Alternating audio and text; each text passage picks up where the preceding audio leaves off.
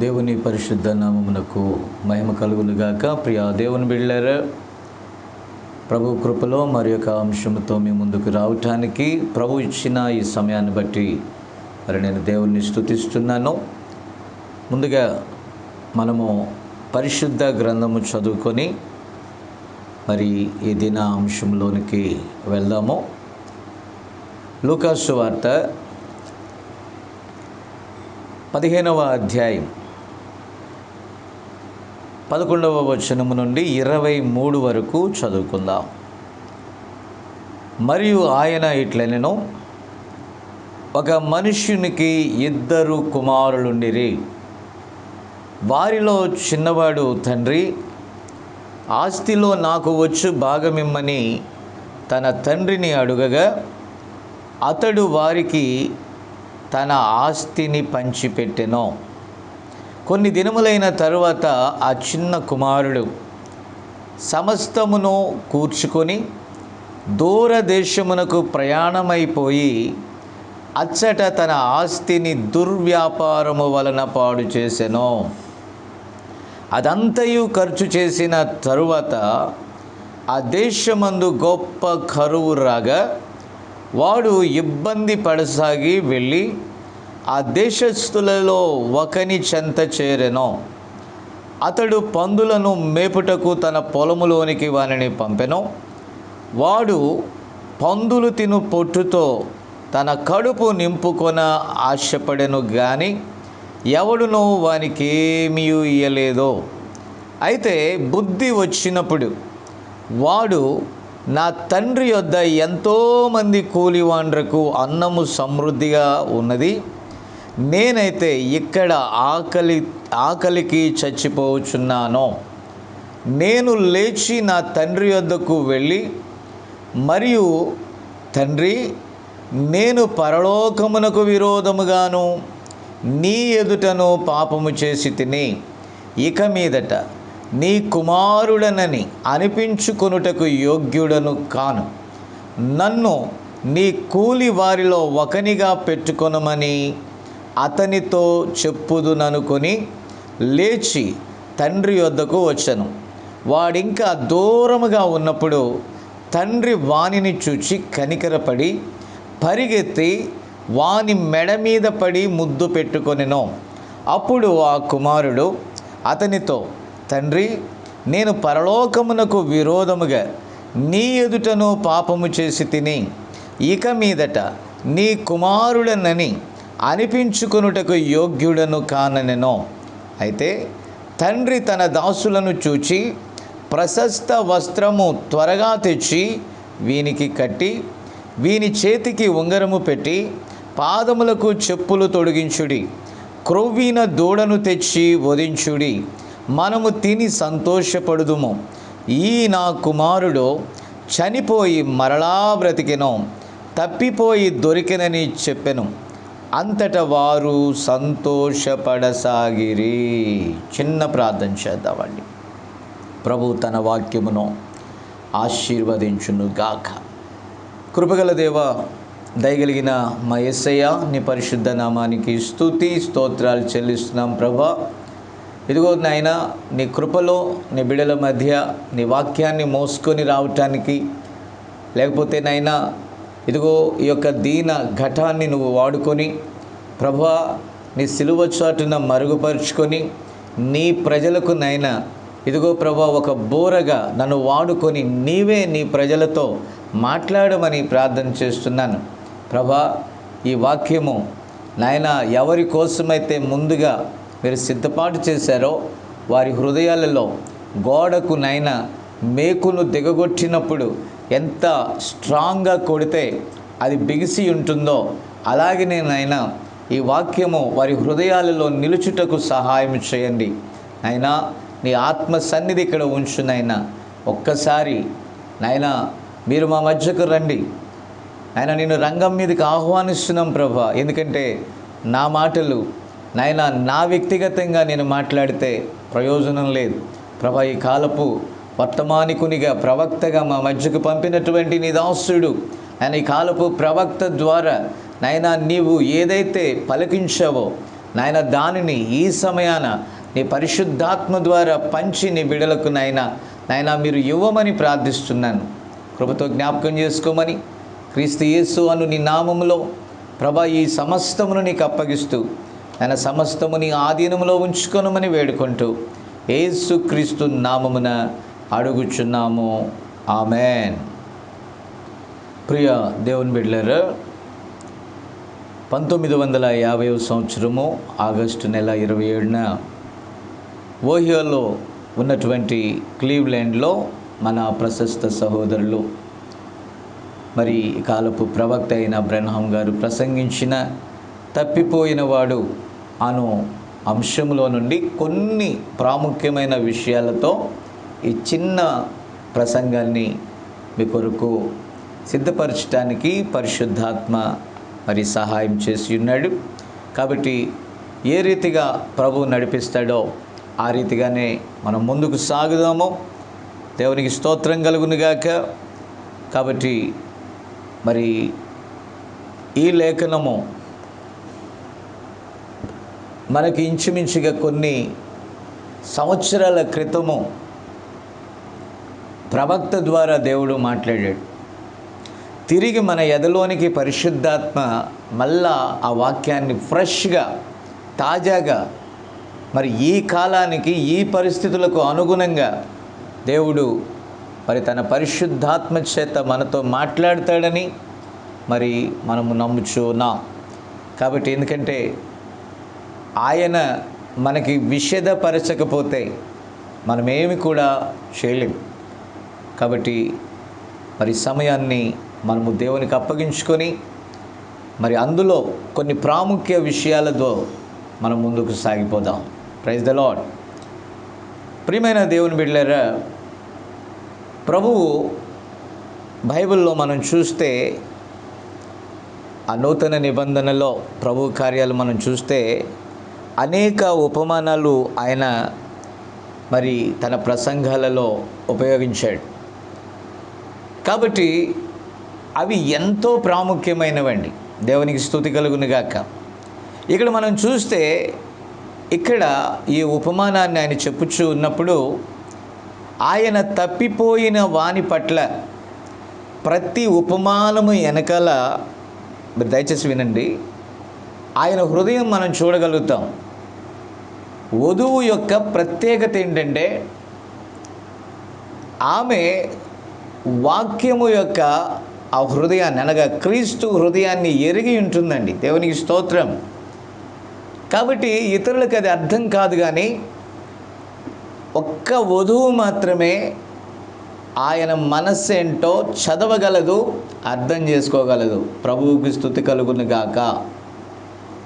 కాబట్టి నా ప్రియ దేవుని బిడ్డలారా, ఇక్కడ ఆ తప్పిపోయిన కుమారుని గూర్చినటువంటి ఆ భాగంలో దేవుని నుండి ఒక వ్యక్తి దూరముగా వెళ్ళిపోయినప్పుడు తండ్రి యొక్క హృదయం ఎలా ఉంటుందో, ఆయన యొక్క బాధ లేకపోతే ఆయన యొక్క మనోభావము ఏ రీతిగా ఉంటుందో ఈ ఉపమానము ద్వారా దేవుడు మనతో మాట్లాడుతున్నాడు. Praise the lord. కాబట్టి ఇక్కడ గమనిస్తే ఒకానొక సమయంలో పలుమార్లు మనము దేవుని యొద్ద నుండి కత్తిరించబడతా ఉంటాం. అప్పుడు దూరంగా వెళ్ళిపోయినప్పుడు నిరీక్షణ మనం కోల్పోయి ఆ కృప యొద్ద నుండి దూరమైనప్పుడు చూసారా, లోకమనే అంధకారము మనలను కమ్మేస్తుంది. చీకటిలో దారి కనబడదండి. ఇక ఏ ఆలోచన మనకు రాదు. అయితే దేవుడు ఎంత కృపగలవాడంటే ఒక పాపిగా మన యొక్క స్థానాన్ని ఆయన తీసుకోకపోతే మనం ఏమైపోయేవారమో ఆలోచించటానికి నాకు చాలా భయంగా ఉంటుంది. ఎందుకంటే ఒక పాపి ఎడల దేవునికి ఉన్న ప్రేమ అనేది వ్యక్తం చేయకపోతే ఈరోజు పాపి ఎక్కడ తలదాచుకోగలడు? పాపికి ఆశ్రయం ఏది? కానీ ఆయన చూపిన ప్రేమ ఒక గొప్ప ఆశ్రయముగా ఉన్నది. Praise the lord. కాబట్టి తన కుమారుడు తన ఇంట ఉన్నంత వరకు వారసుడిగా ఉన్నాడండి. ఎప్పుడైతే వారసత్వపు హక్కును పోగొట్టుకొని తన మార్గమున వెళ్ళిపోయాడో ఆ వ్యక్తి ఒక పాపిగా మారుతున్నాడు. ఎందుకంటే ఒక హక్కును అతడు అమ్మేసుకున్నాడు అనమాట. దయచేసి గమనించాలని మనవి చేస్తున్నాను. ఎందుకంటే తన హక్కు, తన వాటా అతడు తీసేసుకుని వెళ్ళిపోయిన తర్వాత తండ్రితో ఇక ఎన్నడూ కూడా సంబంధం ఉండదు. కాబట్టి ఎప్పుడైతే ఒక మనిషిలోనికి పాపము ప్రవేశించిందో అక్కడ ఈ ఉపమానంలో మనం చూస్తే ఒక కృప తిరిగి అతన్ని కనికరించి చేర్చుకునటం మనం చూస్తున్నాం. నిజంగా ఈ సువార్త ఎంత అద్భుతమైనది. పడిపోయిన మానవుల ఎడల చితికి నిరాశలోనికి వెళ్ళిపోయి ఒక ఒత్తిడికి గురై ఎలాంటి నిరీక్షణ లేని వారికి ఆయన సువార్త గొప్ప ధైర్యాన్ని ఇస్తుందండి. అందుకే ఈ వారానికి మరి నేను మీతో ఏం మాట్లాడాలో నాకు అర్థం కాలేదు, కానీ ఈ వర్తమానము దేవుడు నా చేతిలో పెట్టాడు. దాన్ని పూర్తిగా నేనైతే మరి ఎంతో ఆ లోతైన విషయాలు నేను చదివాను. ప్రవక్త యొక్క కోట్స్ అన్నీ కూడా నేను చూసుకుంటూ వస్తున్నప్పుడు నాకు తెలిసినది ఏంటంటే దేవుడు చాలా ప్రేమ గలవాడు అనేటటువంటి విషయాన్ని నేను చూస్తూ ఉన్నానండి. కాబట్టి దేవుని యొక్క కృపను గూర్చి ప్రవక్త మాట్లాడుతూ అంటున్నాడు,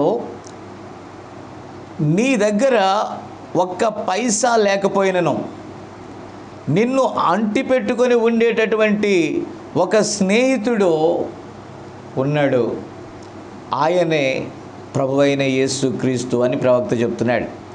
దేవుని కుమారుడైన యేసుక్రీస్తు నా దగ్గర, అంటే అమెరికా దేశంలో ఉన్న మన ప్రవక్త చెప్తున్న మాట, నా దగ్గర ఒక్క సెంట్, మన భాషలో చెప్పాలంటే ఒక్క రూపాయి, ఒక్క నాణ్యం, ఒక్క పైసా, అక్కడ విధానంలో ఆయన అంటున్నాడు, ఒక్క సెంటు కూడా లేకపోయినా నాకు వెళ్ళే ఒక స్థలం ఉన్నది, ఆయన నన్ను ప్రేమించాడు, నా దగ్గర ఒక్క పైసా లేకపోయినా $10 లక్షల ఉన్నవానిగానే ఆయన నన్ను ఒక ధనవంతునిగానే నన్ను ప్రేమించాడో, నన్ను ఏ విధంగా దేవుడు ప్రేమించాడో ఆ విధంగానే మిమ్మల్ని కూడా ప్రేమిస్తున్నాడు అని ప్రవక్త చెప్తున్నాడండి. Praise the lord. కాబట్టి దేవునికి పక్షపాతము లేదు. మన దగ్గర ఏముందో ఏమి లేదో ఆయన చూడండి. ఒకవేళ అలా చూస్తే ఆయన మరి ఒక కపటమైన వ్యక్తిగా మనకు కనబడతాడు. కానీ మన దేవుడు ప్రేమగల దేవుడు. ఆయన ప్రేమే నన్ను ఈరోజు ఈ స్థానంలో ఈ క్షణం వరకు జీవింపచేస్తుందని నేను ధైర్యంగా చెప్పగలను. నా ప్రియ దేవుని బిడ్డలారా, దయచేసి గమనించండి. ఇక్కడ ప్రవక్త తన వ్యక్తిగత విషయాన్ని ఒకటి చెప్తున్నాడు, అది నేను మీకు ముందు ఉంచుతున్నాను. చూడండి, అదేంటంటే ఆయన ఈ ప్రసంగం మరి చేసినప్పటికీ ముందు దినాలలో జరిగిన ఆ కార్యాలను చెప్తున్నాడు. 1950లో ఈ ప్రసంగాన్ని చేశాడు. అయితే అంతకుముందు జరిగిన కార్యాన్ని చెప్తున్నాడు.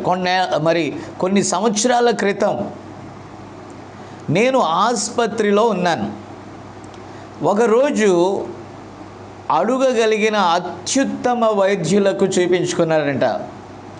ఆ వైద్యులందరూ మరి ఆయన ముఖం చూసి, ఈ మత్తుమందు ఇచ్చుట వలన అది గుండె లోపలికి వెళ్ళిపోయింది, అందుచేత మరి మన ప్రవక్త యొక్క పరిస్థితి ఎలా ఉందంటే, నిమిషానికి మరి 72 సార్లు కొట్టుకోవలసినటువంటి పల్స్ కేవలం నిమిషానికి 17 మారులు మాత్రమే కొట్టుకుంటుందంటే పల్స్ పూర్తిగా పడిపోయిందండి.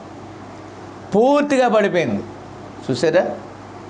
కాబట్టి ఇక్కడ గమనించినట్లయితే ఆ డాక్టర్స్ అనుకుంటున్నారంట కేవలం ఒక 3 నిమిషాలు మాత్రమే బ్రతుకుతాడని.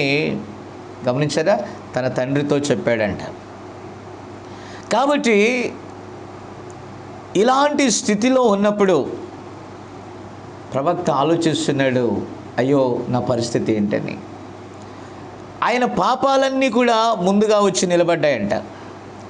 అయితే నేను అది చేయలేదు అని నేను వాదించలేను, కానీ ఆ పాపము అక్కడ నిలిచి ఉన్నప్పుడు మనము దాని నుండి తప్పించుకొనుట కంటే ప్రభువును వేడుకొనుట మేలు. కాబట్టి నీతిమంతులుగా మనం నటించని అవసరం లేదు. మనలో మంచిదనేది ఏమీ లేదు. కాబట్టి చాలామంది ఏం చేస్తూ ఉంటారంటే, నేనేం చేయలేదు కానీ నాకు ఎందుకు వచ్చిందని. కానీ దేవుని సన్నిధిలో నువ్వు చూస్తే నువ్వు ఎంత దూరంగా ఉన్నావో అప్పుడు అర్థమవుతుంది. కాబట్టి వెంటనే ప్రవక్త దేవుని సన్నిధిలో ఒప్పుకున్నప్పుడు దేవుడు మేలు చేశాడు. దేవునికి స్తోత్రం కలుగును గాక. చాలామంది అంటారు, అది ఏముందండి పెద్దగా కేర్ చేయడానికి, చిన్న పాపమే కదా, ఒక స్మాల్ మిస్టేక్ అండి అంటారు. అది స్మాల్ మిస్టేక్ అయినా బిగ్ మిస్టేక్ అయినా ఏది ఏమైనా పాయిజన్, ఒక సెనైడ్, చిన్న డ్రాప్ చాలు సెకండ్లో నిన్ను చంపేస్తుంది. అలాగే పాపము పాపమే, విషము విషమే. దయచేసి గమనించాలి. చాలామంది చక్కగా చెప్తారు చిన్న పాపం పెద్ద పాపం అని. పాపాల్లో ఇలాంటి వ్యత్యాసాలు లేవు. దయచేసి గమనించాలని నేను ప్రభువు పేరట మనవి చేస్తున్నాను ప్రియులారా. కాబట్టి ఈ మొట్టమొదట ఏదైనా తోటలో జరిగిన పాపాన్ని గురించి మనం ఆలోచన చేస్తే అది పెద్ద పొరపాటు ఏమీ కాదు అన్నట్టుగా ఉంటుంది. చూసారా, ఒక చిన్న మిస్టేక్ ఎంత పెద్ద ఉపద్రవాన్ని తెచ్చిందో ఒకసారి ఆలోచన చేయండి. అది మానవ జాతిని ఎంత భయానకమైనటువంటి పరిస్థితుల్లో పడవేసిందో ఒకసారి ఆలోచించండి. కాబట్టి ప్రియమైన దేవుని బిడ్డలారా, అక్కడ ఒక సమాచారము తండ్రికి వెళ్ళింది. అక్కడ ప్రకృతి చెప్తుంది, సమస్తము చెప్తుంది. ఏమని చెప్తుందంటే, నీ కుమారుడు పడిపోయాడు, అతడే ఆదాము. ఈ వర్తమానము ఏదేను నుండి పరలోకానికి చేరిందంట. గమనించారా? అప్పుడు ఈ ఆదాము నేను పడిపోయాను నాకెవరు అని అడగలేదండి. ఎంత కరుణా సంపన్నుడైన దేవుడో ఒక్కసారి ఆలోచన చేయండి. ఈ ప్రేమగల తండ్రి ఈ కుమారుణ్ణి వెతుకుచూ వచ్చాడు. గ్లోరీ, అది కృప. అర్హత లేని వారి ఎడల ఆయన చూపించిన ప్రేమయే కృప. దోషం చేసింది మనం, పొరపాటు చేసింది మనం, దేవుని యొద్ద నుండి తొలగిపోయినది మనం, కానీ శిక్ష అనుభవించినది ఆయన. అది తండ్రి ప్రేమ అయ్యున్నది. గ్లోరీ. కాబట్టి నా ప్రియ దేవుని బిడ్డలారా, ఇప్పుడు చూడండి, ఆదాము తాను తప్పు చేశానని ఎరిగినప్పుడు, అతడు వస్త్రహీనుడిగా ఉన్నప్పుడు తన తప్పును ఒప్పుకొని ప్రభు దగ్గరికి రావలసినది పోయి అతడు ఏం చేస్తున్నాడంటే ఆల్టర్నేటివ్, అంటే ప్రత్యామ్నాయ పరిస్థితులను వెతుకుచున్నాడు. అతడు వెళ్ళిపోయి ఏం చేస్తున్నాడు తెలుసా? అక్కడ ఆ యొక్క అంజూరపు ఆకులను కుట్టుకొని, చూసారా, వాటి చాటున, అనగా అంజూరపు చెట్ల చాటున దాక్కోవాలని తాపత్రయపడుతున్నాడు. ప్రభు అడుగుతున్నాడు, నువ్వు ఎక్కడున్నావు? ఇది దేవుని ప్రేమ, దేవుని స్తోత్రం. కాబట్టి ఒక నీతిని తమకు తాముగా కల్పించుకోవాలనేటటువంటి పద్ధతులే ఈ సంఘ శాఖ విధానాలు. మనకు మనముగా నీతిమంతులము కాలేము. కృపగల దేవుడు మాత్రమే మనలను నీతిమంతులుగా చేయగలవాడై ఉన్నాడు. ఆమేన్. కాబట్టి నా ప్రియ దేవుని బిడ్డలారా, ఇక్కడ దయచేసి గమనించండి. అతడు నేరుగా బయటికి వచ్చి అతడు ఏమై ఉన్నాడో తన పాపములన్నిటినీ కూడా ఆయన యొద్ద ఒప్పుకుంటే ఎంతో బాగుండేది. బట్ ఆదాం అలా చేయలేదు. దాక్కోవడానికి ప్రయత్నిస్తాడు. అక్కడ ఆదాం మాత్రమే కాదు, ఈ రోజు వరకు అలాంటి పరిస్థితులే ఉన్నాయి. చాలామంది తమ పొరపాట్లను దాచివేయటానికి, కప్పివేయటానికి, కవర్ చేయటానికి నానా తంటాలు పడుతున్నారు, కానీ ఒప్పుకొని విడిచిపెట్టడానికి సాహసం చేయలేకపోతున్నారు. ఎందుకంటే ఆ పాపంతో అంతగా టైఅప్ అయిపోయి ఉన్నారండి. పాపాలను గూర్చి మరొక పాపి ఒక పాపిని గూర్చి చెప్పటానికి వీల్లేదు, కానీ దేవుడే నీతిమంతుడు గనుక ఆయన మాత్రమే దానిని హెచ్చరించటానికి అర్హుడు. కాబట్టి చాలామంది మానవులుగా మనము చేసే పొరపాట్లు ఏంటంటే, మనము ఏ తప్పులో ఉన్నామో అది గుర్తించకుండా ప్రక్కవారి తప్పులు మచ్చలు మాత్రం క్లియర్గా వెతుకుతూ ఉంటాం భూతద్దం పట్టుకొని. అసలు వాక్యము మాత్రమే సరిచేయగలదనే విషయాన్ని జాగ్రత్తగా గమనించాలి. కాబట్టి నా ప్రియ దేవుని బిడ్డలారా, దయచేసి వినండి. ఈ మానవుడు చేసేటటువంటి పొరపాట్లు ఏంటంటే, ఏదో ఒక ఆశ్రయాన్ని కల్పించుకొని, చూసారా, దాని చాటు నుండి తాము గొప్పవారుగా మంచివారుగా అనిపించుకోవాలని స్వనీతిని తెచ్చి అక్కడ పెట్టుకుంటున్నారు. కాబట్టి ఇక్కడ మనం చూస్తే ఆ తోటలో నడుస్తూ పరిగెత్తుతూ మరియు తప్పిపోయిన తన కుమారుని కోసం దేవుడు ఆ తోటంతా వెతుకుచున్నాడు. Amen, amen, amen. దేవుని యొక్క సువార్త పడిపోయిన వారిని వెతుకుచూ ఉన్నది. తండ్రి తన కొడుకు కోసం అక్కడంతా కూడా గాలిస్తూ ఉన్నాడు. నిజంగా యాక్చువల్గా మనం చూస్తే సహజంగా ఒక గొర్రె పిల్ల తన తల్లి అయిన గొర్రె యొద్ద నుండి తప్పిపోయినప్పుడు ఈ గొర్రె పిల్ల తన తల్లి కోసం కేకలేస్తుంది, చూసారా. కానీ ఇక్కడ తండ్రి కుమారుని కోసం వెతుకుచూ ఉన్నాడు. అది నిజమైన ప్రేమ. దేవునికి స్తోత్రం. కాబట్టి ఈ కుమారుడు వెతకాల తప్పిపోయానని, కానీ తండ్రి ఎంత జాలిగలవాడు, దయగలవాడో చూడండి. కాబట్టి ఈరోజు వెతకవలసిన మనము ఈ స్వంత సిద్ధాంతాలనే మతము చాటున, లేకపోతే సంఘ శాఖల చాటున, ఈ అంజూరపు ఆకుల వంటి సిద్ధాంతముల చాటున కాబట్టి మనము దాక్కోవాలని ప్రయత్నం చేస్తూ ఉన్నాం. అసలు ఈ మతం అంటే దాని సరైన అర్థము ప్రవక్త చెప్తున్నాడు. రిలీజియన్ అనేటటువంటి మాటకి ఏ కవరింగ్ అనేటటువంటి అర్థము వస్తుంది. కవరింగ్ అంటే ఏంటి? కప్పుకొనుట. మనం ఒప్పుకోవాలి, కప్పుకొనుట కాదు. కాబట్టి ఈ వారు తమ స్వంత సిద్ధాంతములనే కచ్చడములను వారు కుట్టి ధరించుకున్నారంట. వారికి వారి స్వనీతి మంతులుగా కావాలని చూస్తున్నారు. ఈ భూమి మీద మనం చేసే వాక్యానుసారమైన రక్షణ పొందకుండా, వాక్యానుసారముగా మనము మార్పు చెందకుండా ఆల్టర్నేట్ విధానాలన్నీ కూడా ఆ స్వచిత్తము ద్వారా చేసే ప్రతీది కూడా మనలను మరింత శాపగ్రస్తులుగా మారుస్తుంది అనే విషయాన్ని దయచేసి గమనించాలని నేను ప్రభువు పేరిట మనవి చేస్తూ ఉన్నాను. చూసారా. కాబట్టి ఇప్పుడు తండ్రి ఆయన కుమారుని కోసం వెతుకుచూ వస్తున్నాడు. ఆయన రక్తాన్ని తీసుకొని మనందరి పాపముల నిమిత్తం ఆయన శుద్ధి చేయటానికి ఇష్టపడుచూ ఉన్నాడు. ఎప్పుడైతే వారు పాపము చేసి ఆజ్ఞను అతిక్రమించి తప్పిపోయిన పరిస్థితి కలిగి ఉన్నారో అక్కడ రక్తము చిందించబడి ఉన్నది.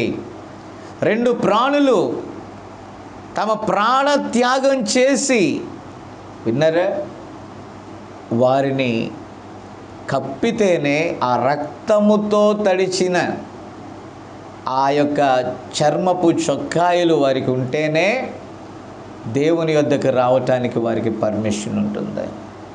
అక్కడ ఏముందండి? ప్రాయశ్చిత్తం ఉంది. దేవునికి స్తుతి కలుగును గాక. కాబట్టి చాలా చాలా భయానకమైన దినాలలో మనం ఉంటున్నాం. చాలామంది మోసపోతున్నారు.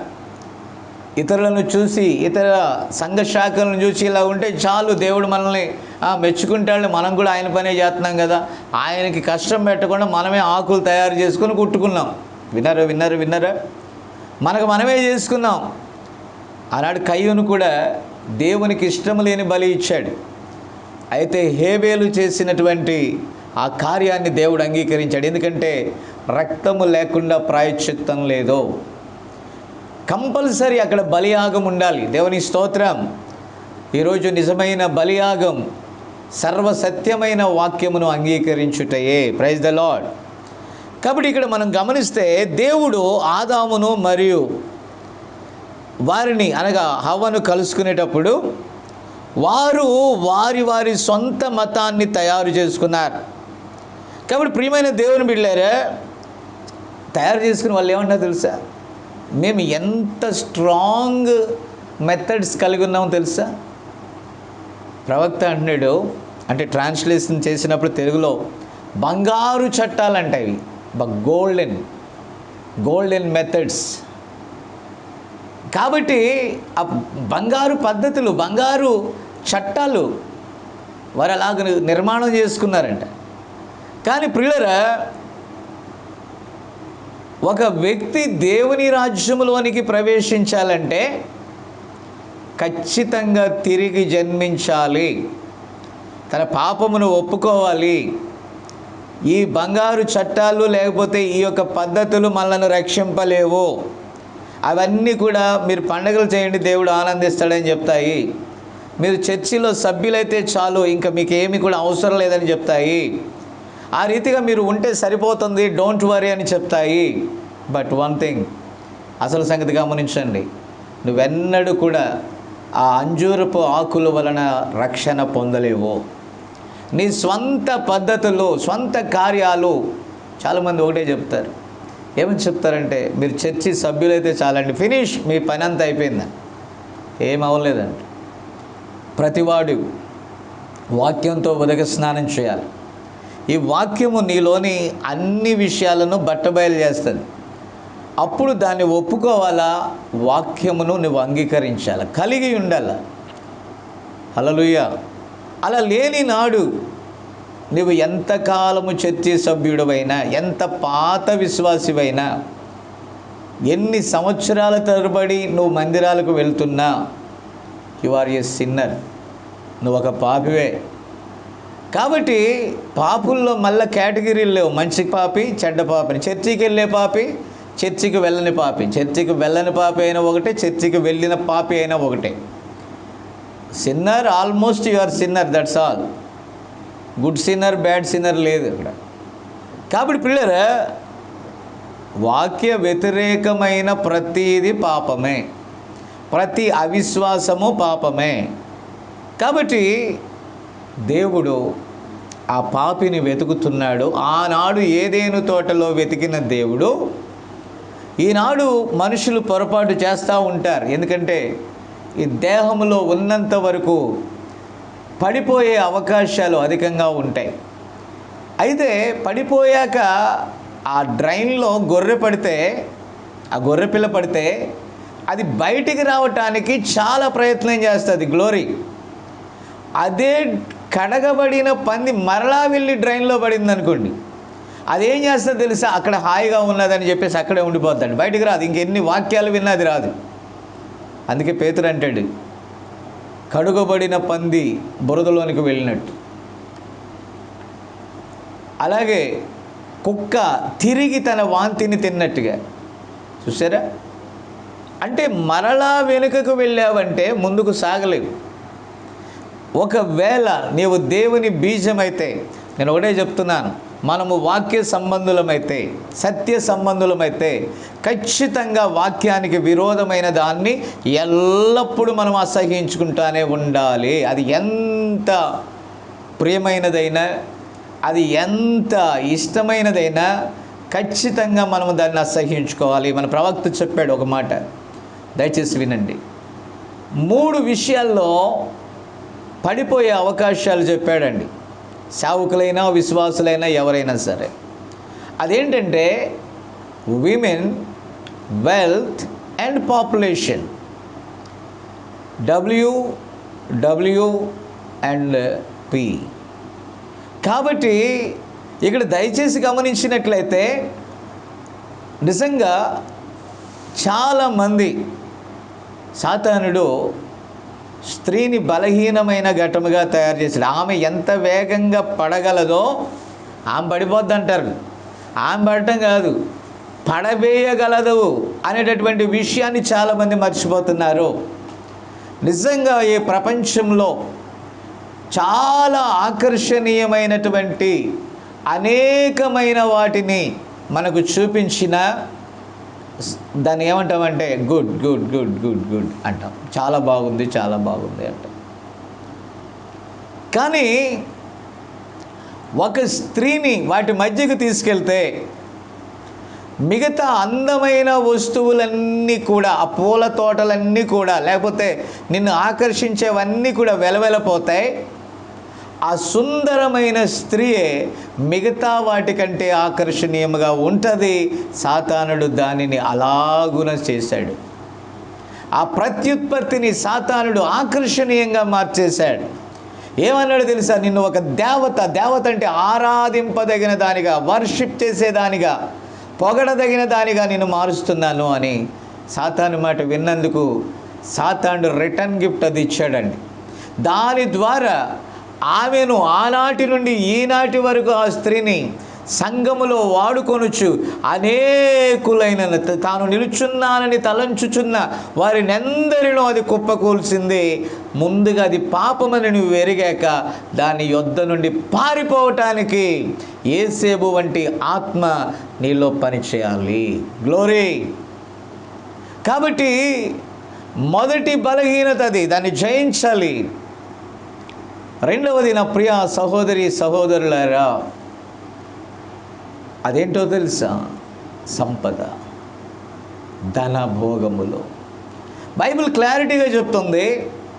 ఏమని చెప్తుందంటే ధనాపేక్ష సమస్త కీడులకు మూలము. కొందరు దాన్ని ఆశించి తమ్మును తాము పొడుచుకొని చనిపోయారంటే. ఈరోజు లౌకిక సంఘాన్ని చూస్తే, దాని పరిస్థితులను చూస్తే, నేను ధనవృద్ధి చేసుకొని ఉన్నాను. ప్రకటన 3:14 నుండి చూద్దాం, మీరు చూసుకోండి, టైం లేదు. కానీ అక్కడ అంటున్నాడు, నేను ధనవృద్ధి చేసుకొని ఉన్నాను. ఈ సంఘ శాఖలు చెప్తున్నాయి, ఈ లౌకిక సంఘాలు ధనవృద్ధి చేసుకొని ఉన్నా, నాకేమీ కొదువు లేదు, వెల్ సెటిల్ బ్రదర్, మా కార్లు ఉన్నాయి బ్రదర్, చర్చెస్ ఉన్నాయి బ్రదర్,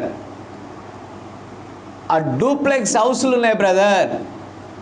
ఈరోజు కాంపిటీషన్ ఎలా ఉందంటే, త్రిత్వ సంఘాల్లో ఉన్నాయి అని అంటే ఓకే, అవి వెనుకబడ్డాయి, దేవుడు వాటిని విడిచిపెట్టేశాడు. ఈరోజు వర్తమాన సంఘాల్లో దేంతో కొలుస్తున్నారు? పెద్ద సేవకుడని. ఆయన వెల్ సెటిల్డ్ అండి, ఆయన హైదరాబాద్లో ఉంటాడు, ఫలానా మెయిన్ సిటీలో ఉంటాడు.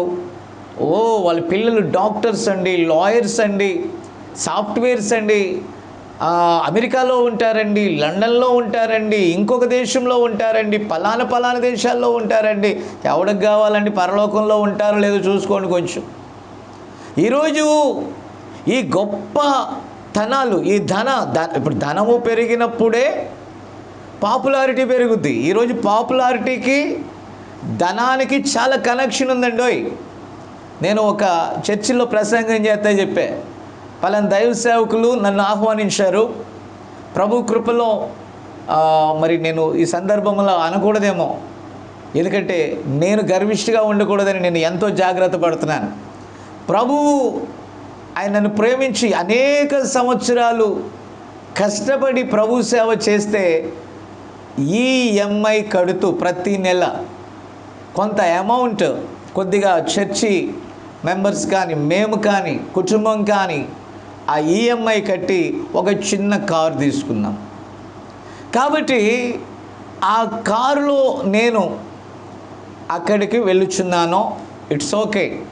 ఒకవేళ ఆ కారులో వెళ్ళకుండా నేను కనుక ఒక సైకిల్ మీద అక్కడ దిగితే, నిజంగా మా చర్చిలో ఈరోజు టుడే వాక్యం చెప్పడానికి పలానా పాస్టర్ గారు వస్తారని అనౌన్స్మెంట్ చేశారు, పాంప్లెట్ వేశారు, అక్కడ ప్రసంగం చేయాలి. అయితే ఆ సేవకుడు పరిశుద్ధాత్మ శక్తి కలిగి దేవుని చేత పంపబడిన వాడై అతడు ప్రయాణము సైకిల్ మీద చేసి, లేవు ఆయన దగ్గర ఏమీ లేవు, సైకిల్ మీద చేసి వస్తే ఎలా రిసీవ్ చేసుకుంటారు?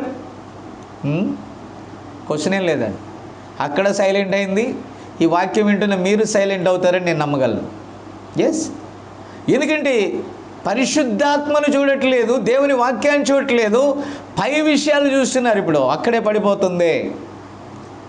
పడిపోతుంది, అక్కడే ఏదో తేడా జరుగుతుంది. దయచేసి గమనించాలని నేను మనవి చూస్తున్నాను పిల్లరా. మనుషులు పై విషయాన్ని చూస్తారు, దేవుడు అంతరంగాన్ని చూస్తాడు, హృదయాన్ని చూస్తాడు దేవుడు. మన ప్రవక్త ప్రారంభ దినాల్లో ఈరోజు ఆయన గురించి ఏం చెప్తున్నారండి? 7 ఖండాలు 7 మార్లు తిరిగారు. ఆయనకి అలా అవి ఉన్నాయి ఇవి ఉన్నాయని. కానీ దేవుని శక్తితో వాడబడిన దైవ సేవకుడు ఆహారానికి కష్టపడ్డాడు, వస్త్రాలకు కష్టపడ్డాడు. ఆ కోటు చిరిగిపోయింది, సరి చేసుకొని కవర్ చేసుకొని నానా తంటాలు పడ్డాడు. కానీ ఆయనలో విడుదలైన శక్తి అతడు దేవుని ప్రవక్తని నిరూపించింది. పైకి భక్తి గలవారిగా మీకున్న కార్లు, మేడలు, మిద్దెలు, ఐశ్వర్యాలు, అందచందాలు ఇవి కాదండి దేవుడు చూసేది. దేవుడు నీ హృదయాన్ని చూస్తాడు. ఎంతగా నీవు డెడికేట్ అయి ఉన్నావో దేవునికి అది చూస్తాడు. ఆనాడు అపోస్తులు పలికిన మాట ఏంటి? ఈరోజు మనము అపోస్తుల బోధను లేకపోతే ఈ గడియ వర్తమానాన్ని బోధించుచున్న మన గతి ఏంటి ఈరోజు? ఆనాడు అపోస్తులు అంటున్నారు, ఏమన్నారు తెలుసా? వెండి బంగారములు మా యొద్ద లేవు కానీ మాకు కలిగినదే నీకు ఇచ్చుచున్నామని ధైర్యంగా వారు చెప్పగలిగారే. ఈరోజు చాలామంది ఏమంటున్నారు తెలుసా? మనం ఏదైనా ఒక పెద్ద టౌన్లోకి వెళ్ళి అక్కడ సువార్త ప్రకటిస్తే, బ్రదర్ ఫలానా టౌన్లో మీకు ఏదైనా ఉందా? ఏం లేదండి, ఒక గొర్రె ఉంది, లేకపోతే 2 గొర్రెలు ఉన్నాయి, 3 గొర్రెలు ఉన్నాయి, 2 ఆత్మలు ఉన్నాయి, 3 ఆత్మలు ఉన్నాయి అని చెప్తే, ఓ సంతేనా, అక్కడ ఏమైనా సర్వీస్ ప్రారంభించారేమో అనుకున్నానండి, అక్కడ ఏదైనా కన్స్ట్రక్షన్ చేశారేమో అనుకున్నానండి, అక్కడ ఏదైనా మీరు ఒక పరిచర్య స్టార్ట్ చేశారనుకున్నానండి. 2-3 గొర్రెల కోసం వెళ్ళకూడదా? కొన్ని గొర్రెలను కాయటానికి వెళ్ళకూడదా? వారికి ప్రభు యొక్క వాక్యాన్ని సర్వసత్యంలోనికి నడిపించడానికి వెళ్ళకూడదా? బావి దగ్గర ఉన్న సమరయ స్త్రీ, ఒక్క స్త్రీ ఉందని చిన్న చూపు చూశాడా ప్రభు? సీమోను ఇంటిలో ఉన్నప్పుడు ఆయా పాపాత్మురాలుగా పిలువబడినటువంటి మన ప్రవక్త బోధించినటువంటి అంశాల్లో, మహానగరంలో ఘోర పాపి, ఆమె పాపి అని ముద్ర వేశారు. అక్కడ పరిసయ్యుడు ఉన్నాడు, సీమోను ఉన్నాడు, శాస్త్రులు ఉన్నారు, అనేక మంది గొప్పవారు అనబడినటువంటి ఆనాటి తరపు బిషప్లు ఉన్నారు. వారెవ్వరు కూడా ప్రభువును గుర్తించలే. ఈరోజు కూడా సేమ్ థింగ్, వారెవ్వరు కూడా ప్రభువును గుర్తించలే, చిన్న చూపు చూశారు. మరి ఆయనకి ఎదురెళ్ళి నీళ్ళు ఇవ్వలేదు, పాదాలు కడగలేదు, నూనె రాయలేదు, ఆయన చేర్చుకోవడానికి నెగ్లెక్ట్ చేశారు. కానీ ఘోర పాపని వారు ఏ స్త్రీకైతే ముద్ర వేశారో ఆమె ఆయనను మెస్సీ అని గుర్తించి వారందరినీ అవమానపరిచింది అక్కడ. Praise God. కాబట్టి ధనం కాదు, నీ కారు కాదు, నీ మేడ కాదు, నీ ఐశ్వర్యం కాదు, లౌకిక కాలం అలాగే ఉంది, మాకేమి కొదువ లేదని చాలామంది వాటిని హైలైట్ చేస్తున్నారు. బీ కేర్ఫుల్, జాగ్రత్త, నేనేం చేయలేను.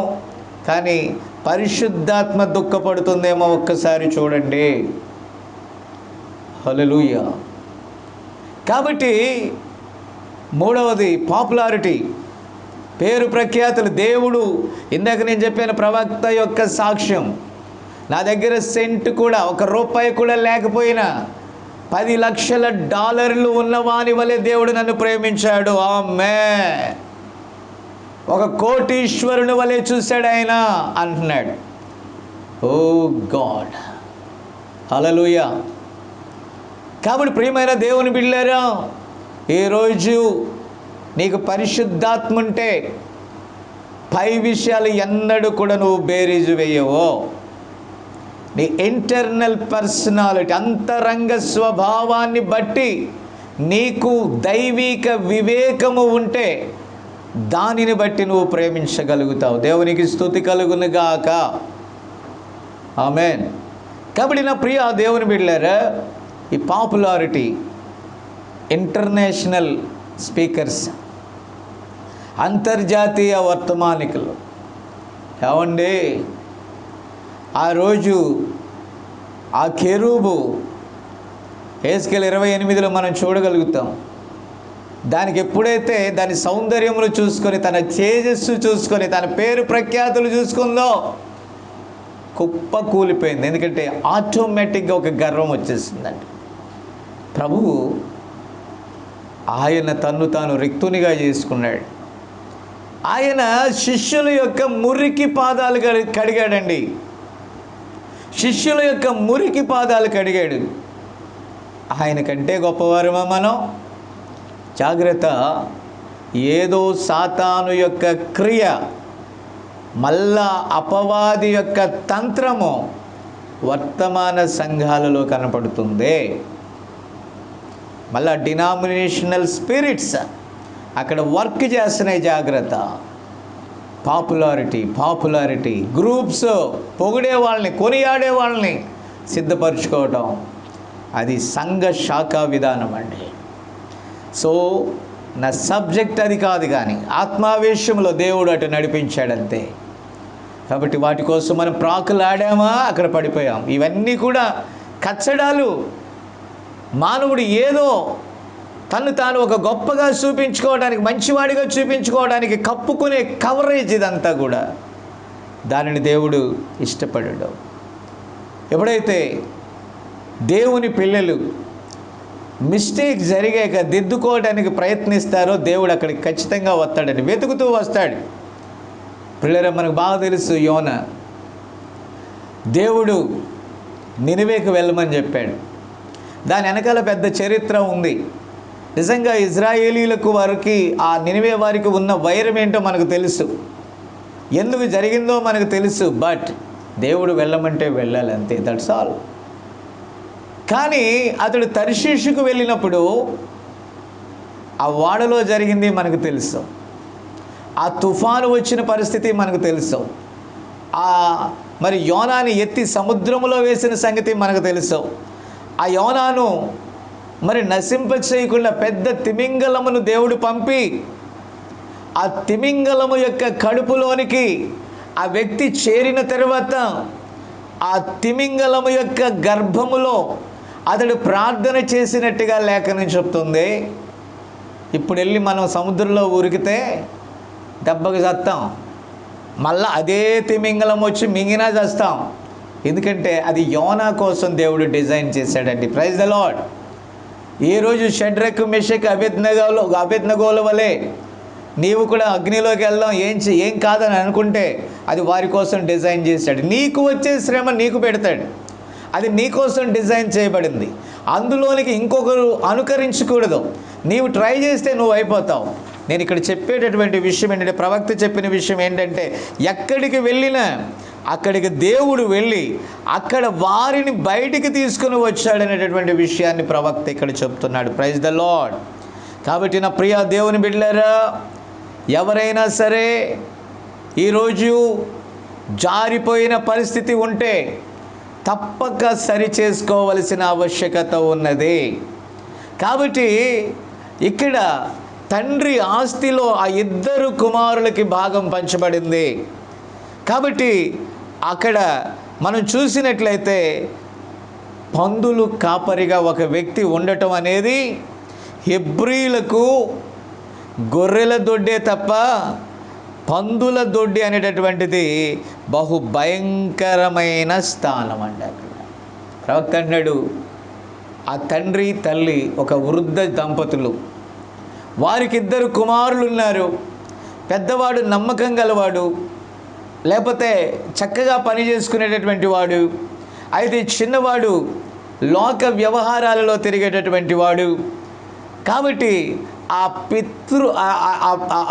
పెద్దలు లేక ఆ పితరులు సంపాదించినటువంటి పితృస్వామ్యం, పిత్రార్జితాన్ని మా భాగము నాకు పంచేయని అతడు తండ్రిని తల్లిని గాయపరిచాడని ప్రవక్త చెప్తున్నాడు.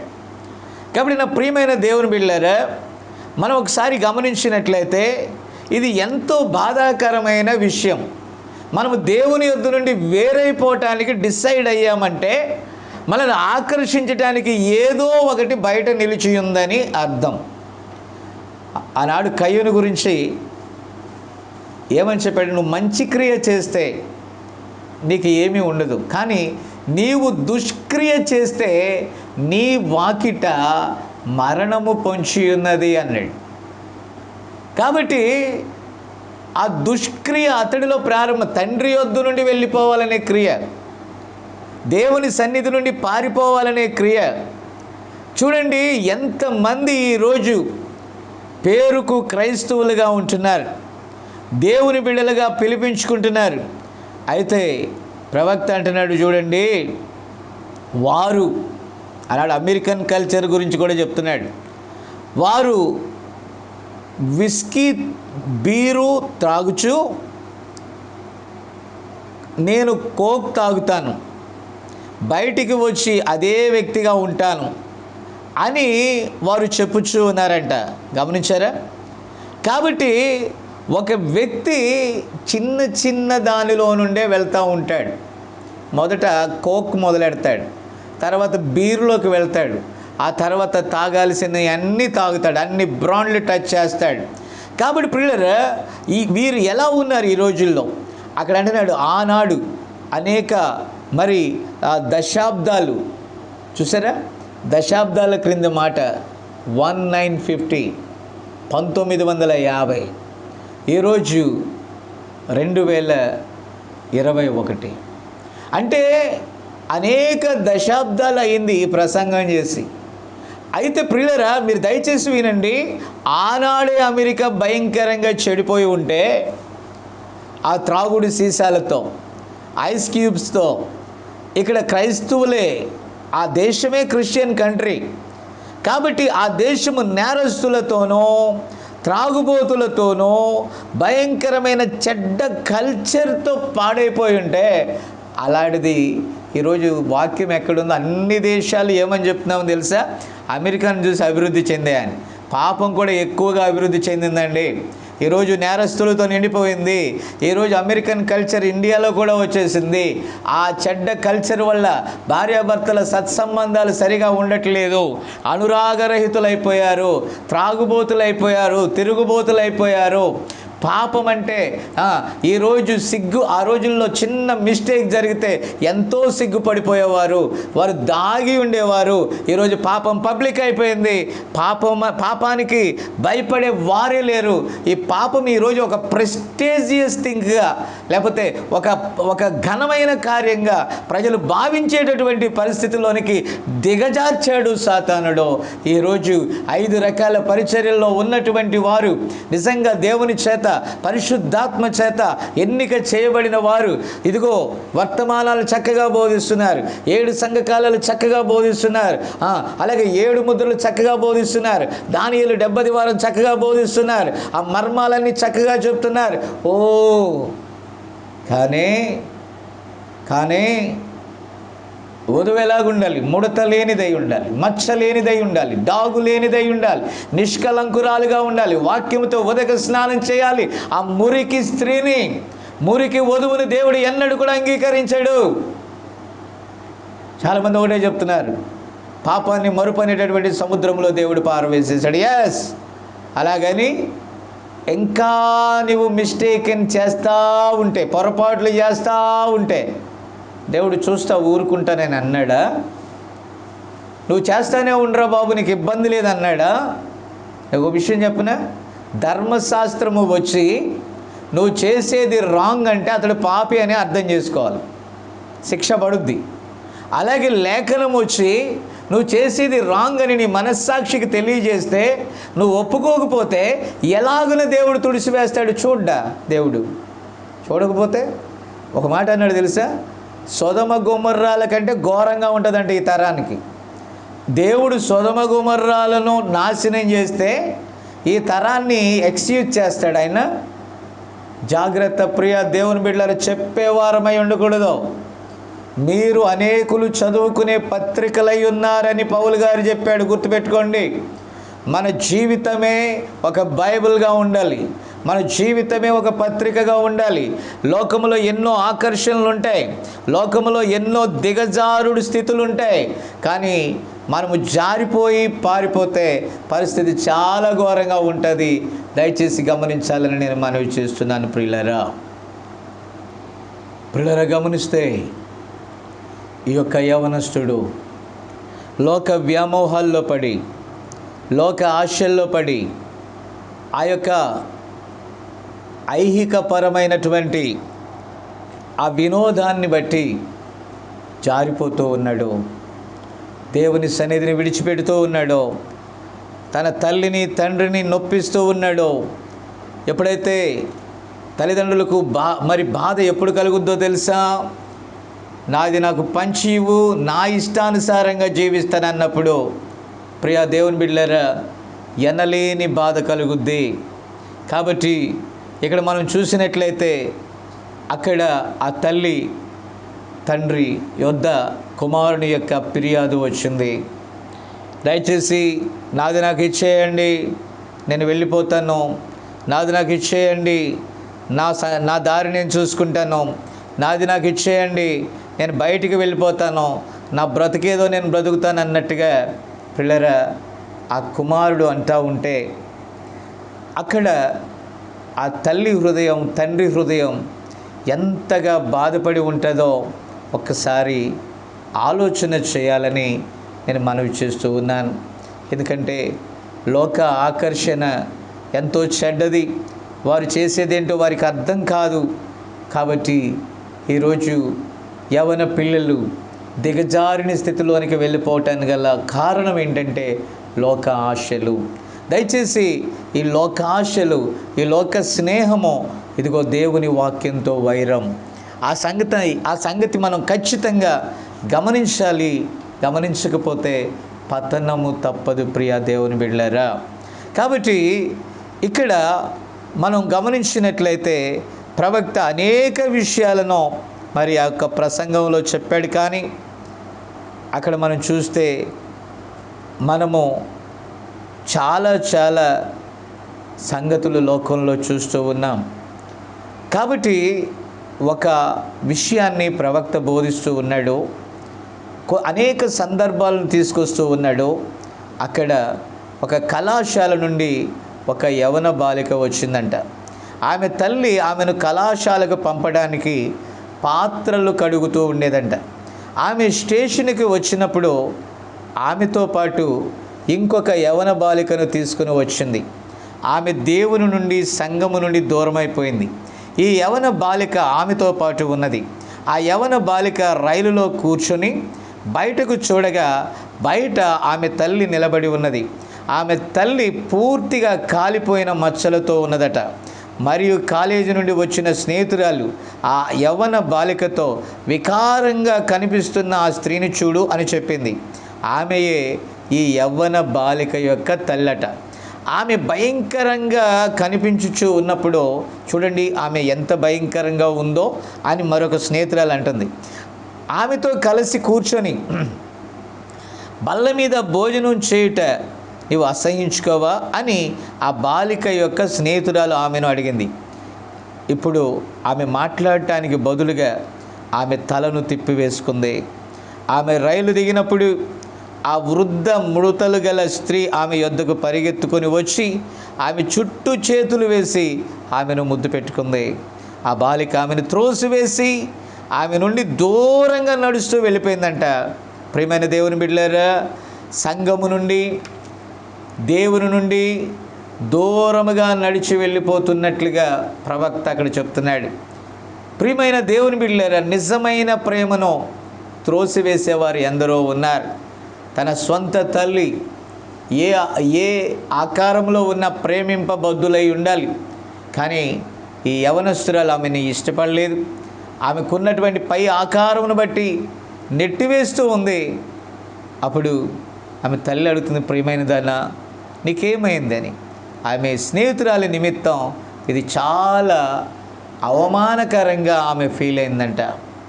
కాబట్టి ఆ విషయాన్ని చూస్తున్నటువంటి ఒక కండక్టర్ ఆమె సంగతులన్నీ, ఆ కుటుంబ సంగతులన్నీ ఎరిగినటువంటి ఆ వ్యక్తి వచ్చి చేతితో ఆ యవ్వన బాలికను పిలిచి అంటున్నాడు, సి నువ్వు చూడు మేరీ, నువ్వేమనుకుంటున్నావు అని అడిగాడు. నువ్వు కళాశాలకు వెళ్ళినప్పటి నుండి నీ తల్లి గురించి నువ్వు సిగ్గుపడుచున్నావా అని అడిగాడంట.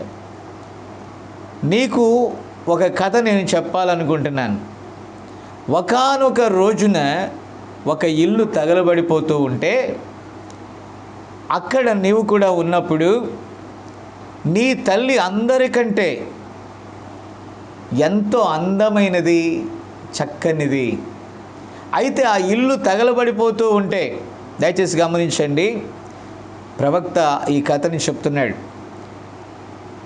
ఆ చిన్న పిల్లగా నీవు ఉన్నప్పుడు ఆమె ఇంటి వెనుక స్థలములో బట్టలు ఆరవేస్తుండగా ఒక్కసారిగా ఇల్లు ఆ మంటలలో తగలబడిపోతూ ఉండుట చూచి అగ్నిని ఆర్పడానికి అగ్నిమాపక వాహనం వచ్చింది. ఇల్లు మొత్తం కూడా ఒక్కసారిగా ఆ అగ్ని జ్వాలలలో ఎగసి పడుతూ ఉన్నప్పుడు నీవు ఆ ఇంటిలో ఏడుస్తూ ఉంటే ఆ స్వరం అందరూ వింటున్నారు, కానీ ఎవ్వరు కూడా లోపలికి వెళ్ళటానికి ధైర్యం చేయకపోతే నీ తల్లి ఆ లోపలికి వెళ్ళి ఆ మంటలను తన మీద కాలిపోతూ ఉండగా, మంటల చేత ఆమె కాల్చబడుచు ఉండగా, ఆ శరీరం మీద ఉన్న ఆ బట్టలు తగలబడుచు ఉండగా నిన్ను ఆ వస్త్రాలతో చుట్టేసి నీకు ఆ జ్వాలలు తగలకుండా ఎంతో సాహసముతో నిన్ను బయటికి తీసుకొని వచ్చింది. ఈరోజు ఆమెకు ఉన్నటువంటి ఆ మచ్చలు, ఈరోజు ఆమె యొక్క కమిలిపోయిన ముఖం, ఇదిగో ఈరోజు ఆ నల్లని ఛాయగా కాలిపోతే మరి ఎలాంటి పరిస్థితి ఉంటుందో ఆ ఛాయ ఆమెకు రావటానికి వెనుక నీ ప్రాణాన్ని కాపాడిన త్యాగం ఉంది. కాబట్టి అలాంటి పరిస్థితిని చూచిన ఆ యవనస్తురాలు చూడండి ఎంత మదనపడి ఉంటుందో ఒకసారి ఆలోచన చేయండి. నా ప్రియమైన దేవుని బిడ్డలారా, దేవుని యొద్ద నుండి మనము వెడలిపోతున్నప్పుడు ఆ ప్రియమైన దేవుడు, ప్రియమైన యేసయ్య మన కోసం అవమానకరమైన శిలువ మరణము పొందకపోతే ఈరోజు మనము ఈ రీతిగా ఉండేవాళ్ళము కాదు.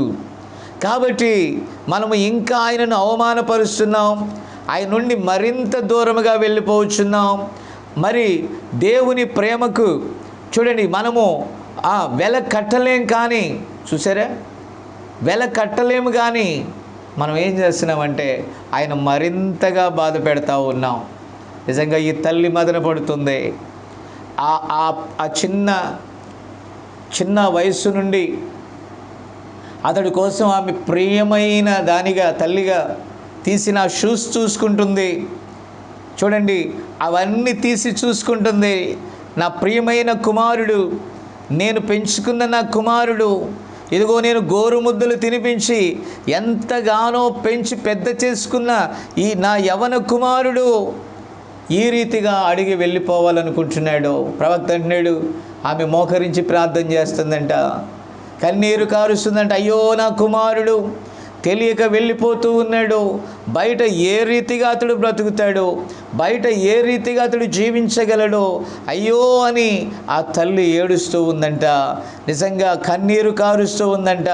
నా ప్రియమైన దేవుని బిడ్డలారా, నిజంగా తల్లికి తెలుసండి, అతడు బయటికి వెళితే చెడిపోతాడని తెలుసు. ఎందుకంటే పలుమార్లు ఎంతో శ్రేష్టమైన ఆ కుమారుడు ఆ దుర్వ్యసనాల ప్రభావంతో ఇంటిలోనికి వచ్చినప్పుడు తండ్రి గమనించకపోయినా తల్లికి తెలుసు ఆ కుమారుడు ఎలాంటి తప్పులు చేస్తున్నాడో. ఆ తప్పును సంపూర్ణతలోనికి తీసుకొని వెళ్ళిపోవటానికి, పూర్తిగా అతడు చెడిపోవటానికి తీర్మానించుకొని మాత్రమే తన ధనాన్ని తనకిచ్చేయమని అడుగుచున్నాడని కూడా తల్లికి తెలుసు. నా ప్రియమైన దేవుని బిడ్డలారా, నిజంగా ఆ పాత తల్లిదండ్రులను గూర్చి ప్రవక్త మాట్లాడుతున్నాడు. పిల్లల కోసం వారు కన్నీరు గార్చారు. ఈరోజు ఆ పిల్లల క్షేమం కోసం తల్లిదండ్రులు కన్నీరు గార్చట్లేదు.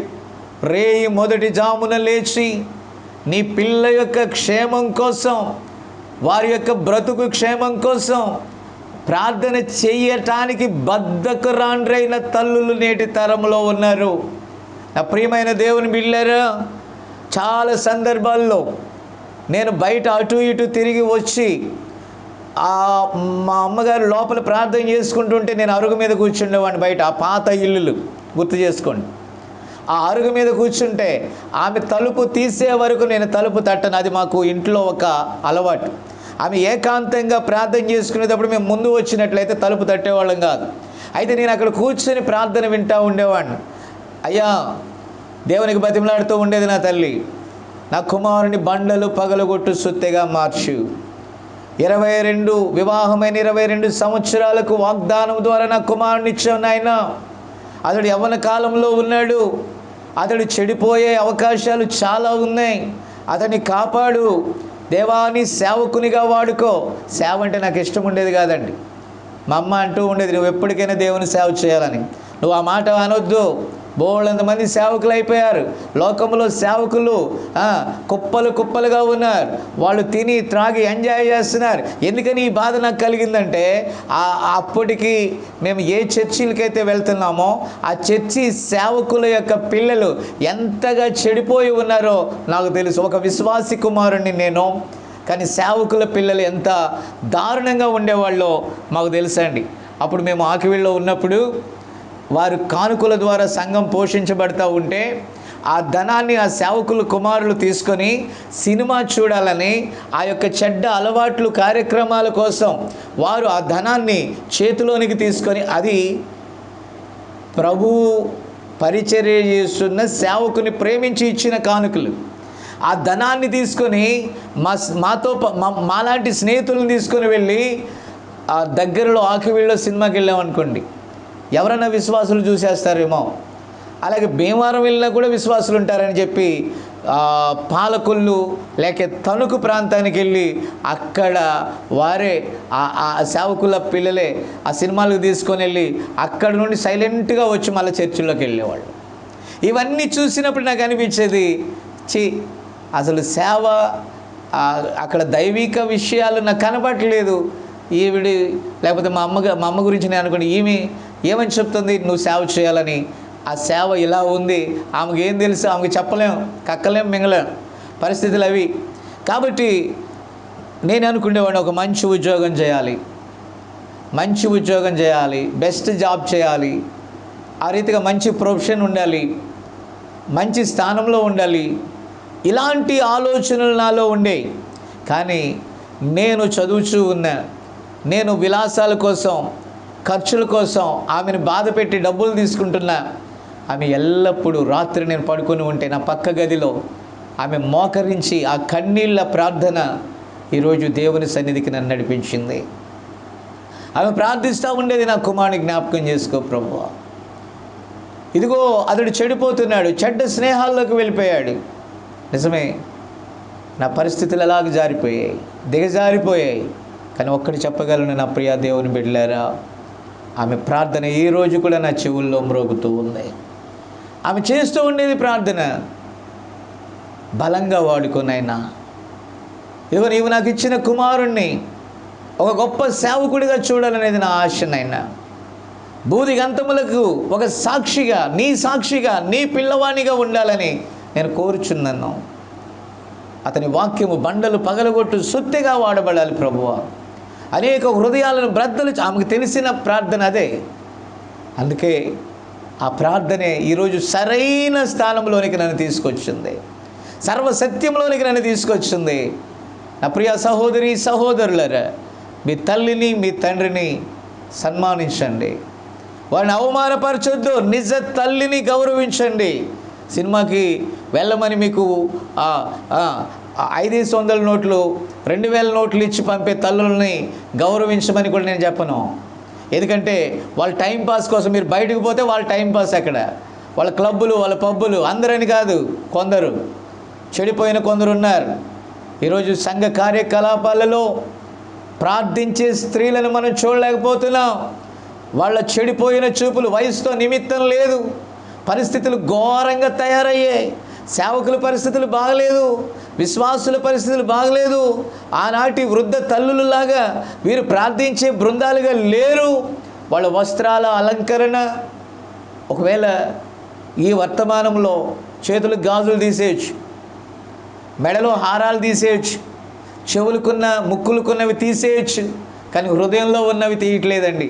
హృదయంలో ఉన్న చెడు స్వభావం తీయట్లేదు.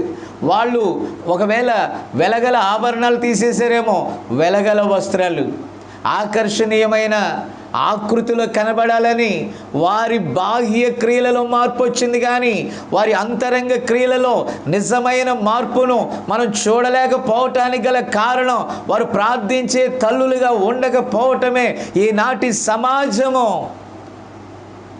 నాశనం వైపు ఒరిగిపోవటానికి కారణముగా ఉంది.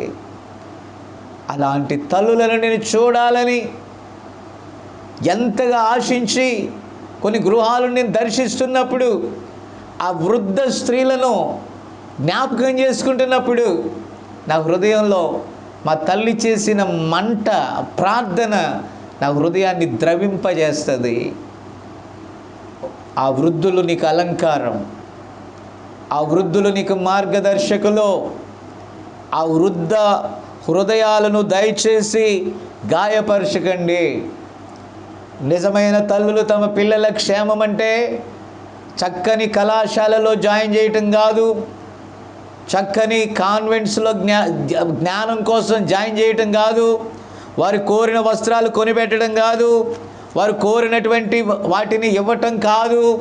వారి జీవితానికి మంచి మార్గాన్ని దేవుని యొద్ద నుండి మరి నిర్దేశించబడి సరిచేయాలని ప్రార్థించే తల్లే నిజమైన ఆస్తి ఆ పిల్లవానికి దాచినట్టు. అలాంటి తల్లిదండ్రులే ఆ పిల్లవాని క్షేమం కోరినట్టు. మా తల్లి తండ్రి మంచి ప్రొఫెషన్లో ఉండేవాళ్ళు. ఒక ఆ దినాల్లో ఆ గవర్నమెంట్ ఎంప్లాయీస్ అంటే ఏదో ఒక హోదా ఉండేది. కానీ అనూహ్యంగా నేను ఎదుగుతూ వచ్చినప్పుడు వారు చదువు లేని వారు, కానీ ఒక చిన్న ఉద్యోగం మా తండ్రికి ఆ కొద్దిపాటి ఆనాటి చదువు వల్ల మిలిటరీకి వెళ్ళటం, ఆ తర్వాత సివిల్లో ఒక చిన్న ఉద్యోగం ఆయన చేశాడు. వారి చదువు లేదు, మా తల్లిగారికి చదువు లేదు, కానీ దేవుని యొద్ద నుండి బైబిల్ చదివే జ్ఞానాన్ని మాత్రం ఆమె పొందుకుందండి. Praise the lord. బైబిల్ మాత్రమే ఆమె చదవగలదు, ఇంకేం చదవదు. బస్ బోర్డు కూడా చదవలేదండి. మా నాన్నగారు చిన్నపాటి చదువు, ఆనాటి చదువు. కాబట్టి అలాంటి వీరు మరి అనేకులను నమ్ముట ద్వారా ఈరోజు లెక్కల్లో చూస్తే కోట్లకు విలువైన ఆస్తులను పోగొట్టుకున్నారని, దేవుడే తీసేశాడని నేను నమ్ముచున్నా. అంతకంటే ఉత్తమమైన దాన్ని దేవుడు నాకు ఇచ్చాడు. కాబట్టి అవన్నీ కూడా పోయిన తర్వాత లాస్ట్లో మంచం మీద ఉన్నప్పుడు నా తల్లి బాధపడుతూ అన్నది, అయ్యా ఆ బైబిల్ ఆమె ఎప్పుడు తన దగ్గర పెట్టుకుంటుంది. దేవుడు నువ్వు పుట్టినప్పుడు అదృష్టం వచ్చిందని నేను అనుకున్నాను. నీతో పాటు పొలాలు వచ్చాయి, స్థలాలు వచ్చాయి, మంచిగా అన్నీ మేము పొందుకున్నాం. కానీ ఒకటి జరిగింది నాయనా, నీవు ఎదుగుచూ ఉన్నప్పుడు ఎందుకో కానీ దేవుడు అన్నీ తీసేశాడు. అందరూ మమ్మల్ని మోసం చేయటం ప్రారంభించారు. నీది చిన్న వయసు, కరెక్ట్గా నీకు వివాహ వయసు వచ్చేలోకి అన్నీ పోయాయి బాబు. నీవు ఈరోజు పిల్లలను కలిగి ఉన్నావు, నువ్వు అప్పుడు ప్రైవేట్ జాబ్ చేస్తున్నావు, ఉద్యోగ ప్రయత్నాల్లో ఉన్నావు, ప్రైవేట్గా ఉన్నావు. నేను నీకేమీ ఇవ్వలేకపోయాను, కానీ నన్ను ధనవంతురాలిగా, లేకపోతే ఈ భూమి మీద కానీ పరలోకంలో కానీ గొప్పవానిగా చేసిన వాక్యాన్ని నువ్వు గట్టిగా పట్టుకో. నీవు ఎప్పటికైనా సరే ఈ వాక్యాన్ని బోధించినప్పుడే నువ్వు తిరిగి ఆశీర్వాదం పొందుతావు. ఎందుకంటే ఇదే నాకు ఇచ్చింది. ఆ తర్వాత నీవు ఎదుగుచున్నప్పుడు అన్నీ పోయాయి, అది ఇవ్వలేదనే దిగులు నాకు లేదు. కానీ నీవు ఈరోజు సేవ చేస్తున్నావు, నా కోరిక కొంతవరకు నెరవేరింది, కానీ నీవు మరింతగా ప్రభువులో నడవాలని నేను కోరుచున్నాను. కాబట్టి అప్పటికే మరి దేవుని పరిచర్యలో నేనున్నాను. నేను పరిచర్యలో ఉండి స్వతంత్రంగా ఈ సర్వసత్యంలోకి వచ్చిన కొద్ది కాలానికి నా తల్లిగారు చనిపోయారు. కాబట్టి ప్రియులారా, ఇప్పటికీ కూడా ఆమె చెప్పిన మాటలు నాకు గుర్తండి. ఏంటంటే, ఇదిగో ఈ బైబిల్, ఇదే నీకున్న ఆస్తి. ఈరోజు ఈ భూమి మీద మేము కలిమిని చూసామో, లేమిని చూసామో, కానీ అన్ని వేళల్లో నీకు తోడుగా ఉండేది, నేను బలపరిచేది దేవుడు, దేవుని వాక్యమే అని ఆమె చెప్పింది. అదే సత్యం ఈరోజు దేవుని యొద్ద నుండి నా దగ్గరికి వచ్చి నేను వెలిగింపబడ్డాను, సర్వసత్యాన్ని ఎరిగాను, ఈ గడియ వర్తమానంలోనికి వచ్చాను. Praise God. అలాంటి స్థితిలోనికి ఆ యొక్క తల్లి ప్రార్థన నన్ను తెచ్చింది. ఇక్కడ ప్రవక్త అన్నాడు, తల్లి తండ్రి యొక్క ఆవేదన ఆ యవనస్తుడు గుర్తించకుండా ఇంటి నుండి వెళ్ళిపోయాడు, దుర్వ్యాపారాల్లో జారిపోయాడు. ఆ భయంకరమైన వల ఆకర్షించింది. చివరికి తనకున్నదంతా పోయింది, స్నేహితులందరూ పోయారు. ఆ పందుల మధ్య చూసారా, ఒక యూదుడు, ఒక హెబ్రీయుడు ఎన్నడూ కూడా అక్కడ ఉండడు. ఒక పందుల కాపరిగా మారిపోయాడు. దయానమైనటువంటి పరిస్థితి. అందరూ దోచుకున్నారు, అందరూ నాశనం చేశారు, సర్వము కోల్పోయాడు. పందులు తినేటటువంటి ఆ పొట్టుతో తన కడుపు నింపుకోవాలనుకున్నాడు. ప్రియా సహోదరి సహోదరులరా, ఈ లోక ఆశలు దేవునితో వైరం. తినటమే సంతోషం కాదు, త్రాగటమే సంతోషం కాదు, ధన ఐశ్వర్యాలు సంతోషం కాదు, ఇవేవి కాదు. ఒకవేళ ప్రభు యొద్ద నుండి నువ్వు జారిపోయి ఉన్నావేమో ప్రియ యవన సహోదరి సహోదరులరా, ఇంకా లోకాశల్లో ఆ భయానకమైనటువంటి దృశ్యాలతో, ఆ నీలి చిత్రాలతో నీ సెల్ ఫోనే ప్రపంచమైపోయింది ఈరోజు. ఒకనాడు ప్రవక్త అన్నాడు, ఏ ఇంట్లో లేకపోతే నా ఇంట్లో నేను ఈ టెలివిజన్కి అనుమతి ఇవ్వను. ఒకవేళ నా ఇంట్లో టెలివిజన్ ఉంటే ఇదిగో నా యొక్క తుపాకీతో దాన్ని కాల్చి పారేస్తానన్నాడు. ఆనాడు థియేటర్లకు వెళ్ళొద్దని ప్రవక్త చెప్తే మానేశారండి. తర్వాత సాతానుడు స్లోగా టెలివిజన్స్ తెచ్చాడు.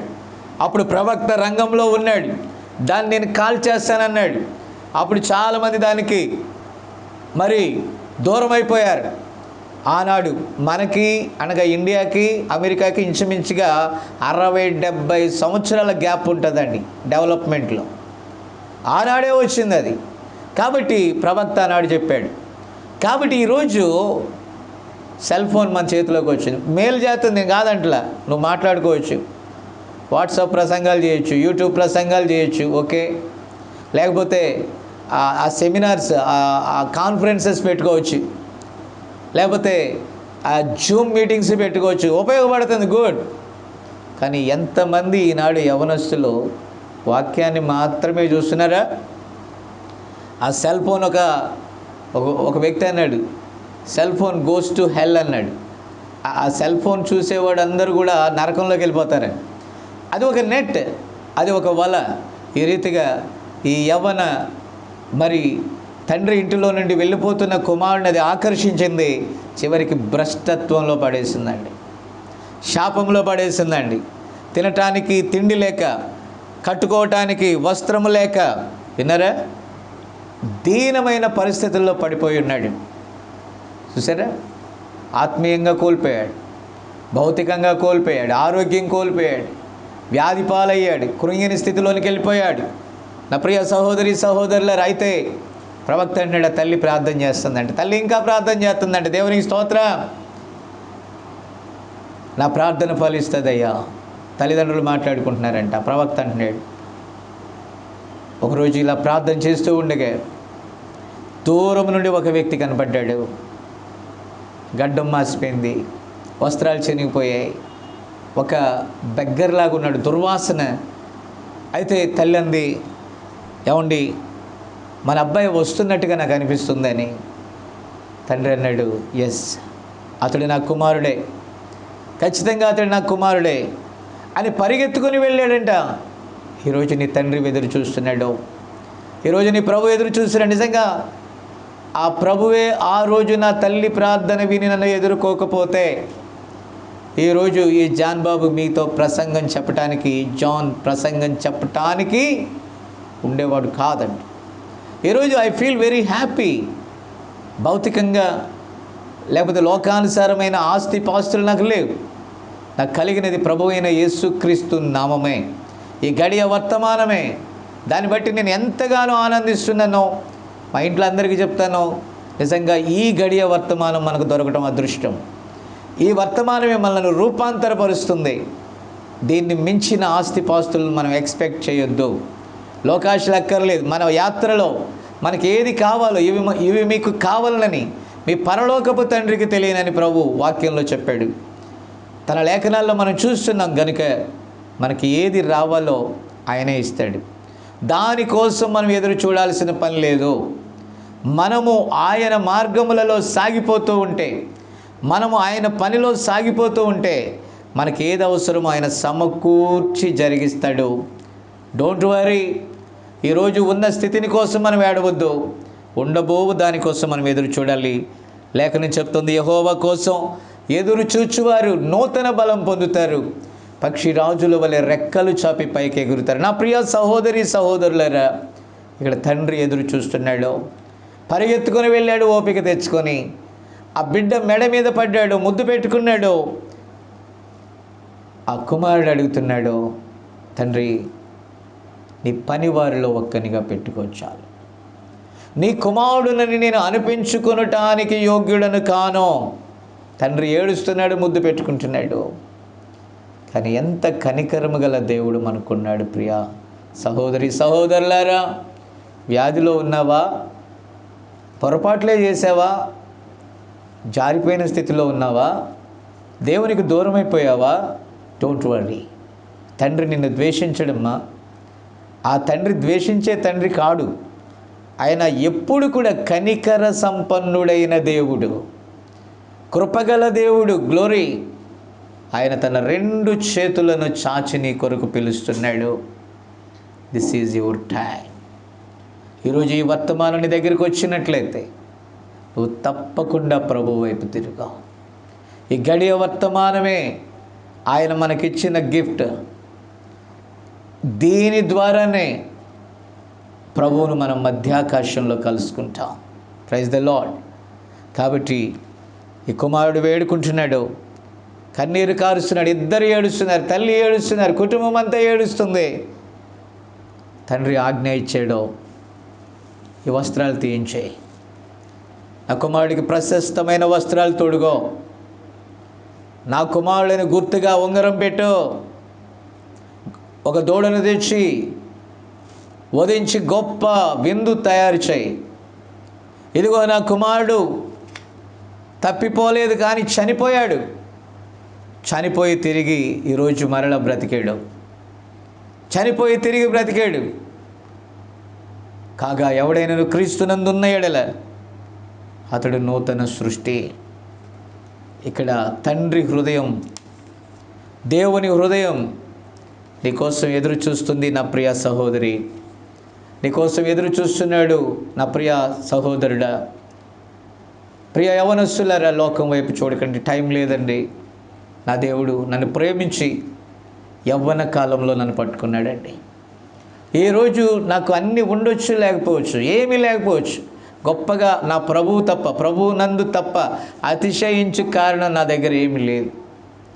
చాలామంది నా గురించి చెప్తూ ఇతడు చాలా సేవ అని చెప్పి అన్నీ పోగొట్టుకున్నాడు అని సాక్ష్యాలు చెప్తూ ఉంటారు. మధ్య మధ్యలో చెప్తూ ఉంటే నేనంటే నువ్వు పోగొట్టుకోలేదయ్యా, ఈ వేస్ట్ బ్లాక్ మనీ ఇచ్చి ప్రభు యొద్ద నుండి ఆశీర్వాదకరమైనటువంటి ఆ గొప్ప ధనాన్ని నేను సంపాదించుకుంటున్నాను, పరలోక ధనాన్ని సంపాదించుకుంటున్నాను. కాబట్టి ఎన్నడూ కూడా ఆయనకి చేసిన దాన్ని బట్టి నేను దుఃఖపడను. సంపాదించుకోవడానికి నేను సేవలోకి రాలేదు, పోగొట్టుకోవటానికి సేవలోకి రాలేదు, కానీ ఒక్కదానికి సేవలోకి వచ్చాను. అదేంటో తెలుసా? ప్రేమగల ఆయన పిలుపు. ఆయన నన్ను పిలిచాడు, తన పనివారిలో ఒక్కనిగా చేసుకోమని నేను అడిగాను. కాదు, నా కుమారుడు నువ్వు అని ఆయన చెప్పాడు. You are my precious son. ఒక ప్రశస్త కుమారుడు అన్నాడు. నా తోటి సహోదరులతో పాటు ఆయన నన్ను అంగీకరించాడు.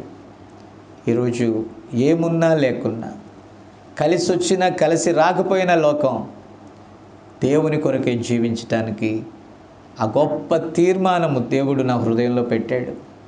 ఈరోజు తాజా మన్నా తింటున్నాను. ఆ ఋతువునకు సరిపడేటటువంటి ఆ ఆత్మీయ ఆహారం నన్ను తృప్తిపరుస్తూ ఆనందకరమైన సంతోషకరమైన స్థలాలలో విహరింపచేస్తూ ఉంది. ఒక గొప్ప దినాన ఆయనతో కూడా మనం ఉండబోతున్నాం. ఆ మధ్యాకాశంలో మనం ఆయనతో సంతోషించబోతున్నాం. ఆ మిలీనియంలో, ఆ హనీమూన్లో రాజబిడ్డలుగా మనం ఉండబోతున్నాం. ఎంత గొప్ప ఆధిక్యతలు తన పిల్లలకు ఆయన సిద్ధపరిచాడు. అవి కంటికి కనపడకపోవచ్చు, ఎవరికి కూడా ఏమి ఉందయా నీకు ఆశీర్వాదం అనొచ్చు, చెవులకు వినపడకపోవచ్చు, హృదయానికి గోచరం కాకపోవచ్చు. ఏవి తన పిల్లల కోసం ఆయన సిద్ధపరిచాడో లోకస్తులు ఎగతాళి చేయనివ్వండి, లోకస్తులు అవమానపరచనివ్వండి, నీకేముందయా అననివ్వండి, డోంట్ వరీ. మనకి ఏది ఉందో మనకు తెలుసు, మనం దేన్ని పట్టుకున్నామో మనకు తెలుసు, మనం దేనికోసం ఎదురు చూస్తున్నామో మనకు తెలుసు. చాలు. గొప్ప తండ్రి పరలోకమందు మనకున్నాడు. గొప్ప ప్రభువు భూలోకంలో ఆయన వాక్యంతో మనతో ఫ్రెండ్షిప్ చేస్తున్నాడు. ఈరోజు మనం ఆయనకు వధువై ఉన్నాం.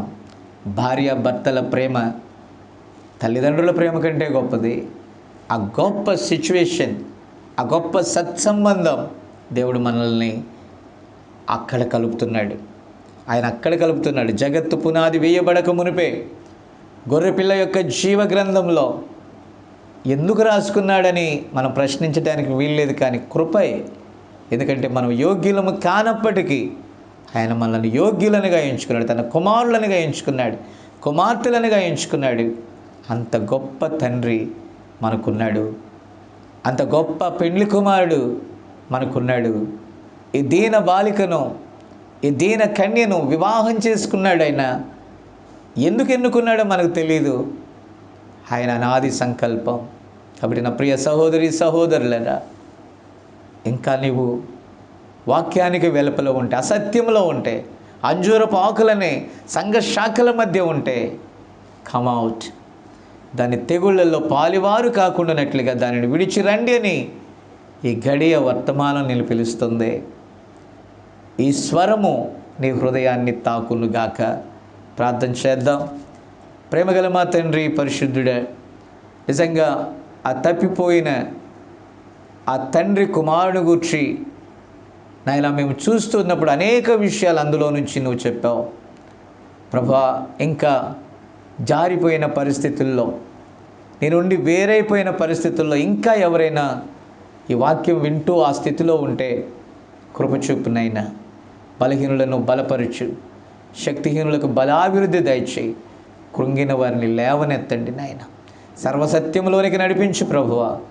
వ్యాధుల నుండి, బలహీనతల నుండి, నాయన గడ్డు పరిస్థితుల నుండి విడిపించు. ఈ స్వరము వారి హృదయాన్ని తెప్పరిల్ల చేయనట్లుగా సహాయం చేయమని, నీ పరిశుద్ధాత్మ కార్యము జరిగించమని, నీకే మహిమ ఘనత ప్రభావములు చెల్లిస్తూ యేసు క్రీస్తు నామమున అడుగుచు ప్రార్థించుచున్నాము. Amen, amen. God bless you. God bless you all.